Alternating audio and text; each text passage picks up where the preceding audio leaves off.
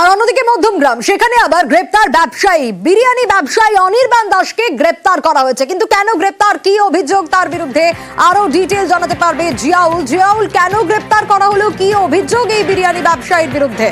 দেখো, বিবাপী বিরিয়ানির কর্ণধার হচ্ছে অনির্বাণ দাস, অর্থাৎ তারই যেখানে মধ্যমগ্রামের দোকান, সেখানেই পাশে একটি বিশ্বজিৎ দাসের উপর বিশ্বজিতের একটি বাড়ি তিনি ভাড়া নেন। কিন্তু সেটা 11 মাসের জন্য চুক্তি হলেও প্রায় 3 বছর ধরে সেই জায়গা তিনি দখল করে রেখেছেন এবং যখনই সেই ঘর ছাড়ার কথা বলে তখনই বিভিন্ন রকম ভাবে হুমকি দেওয়া হয়।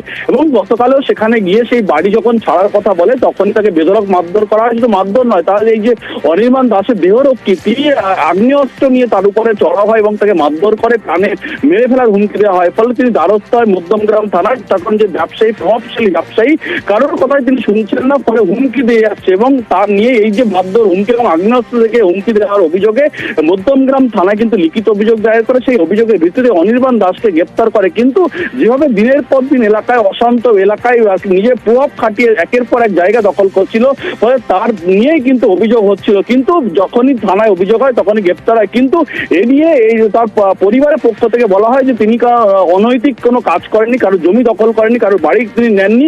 ফলে সবটাই তাকে ভুয়ো এমনি ফাঁসানো হচ্ছে, এমনটাও তার এই অনির্বাণ দাসের পরিবারের অভিযোগ। ইতিমধ্যেই কিন্তু অনির্বাণ দাসকে মধ্যমগ্রাম থানার পুলিশ গ্রেপ্তার করে।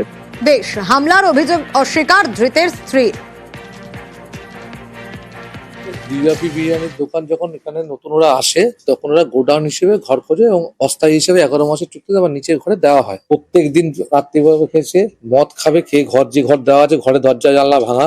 মালিককে তো খুঁজে পাওয়া যায় না। আমি তাকে বারবার বলছি এসে আমার ঘর ছাড়ো, বাপ যতই বলতে যে মস্তানি করে, বাবা তো খুলে গালাগালি এবং আমাকে জোরে ধাক্কা দেয়। টোটো থেকে বড় যা স্টাফ আছে, লাঠি, বাঁশ, ওর যে জ্বালানি মালপথ বাঁশ এবং বিবাপী বিরিয়ানির যে হাড়ি তোলার যে বাঁশ, সেই নিয়ে আমার চড়াও হয়। যখন রাস্তা দিয়ে সরিয়ে নিয়ে আসছে ওর যে বডিগার্ড, সে এসে আচমকা এসে ধাক্কা দেয়।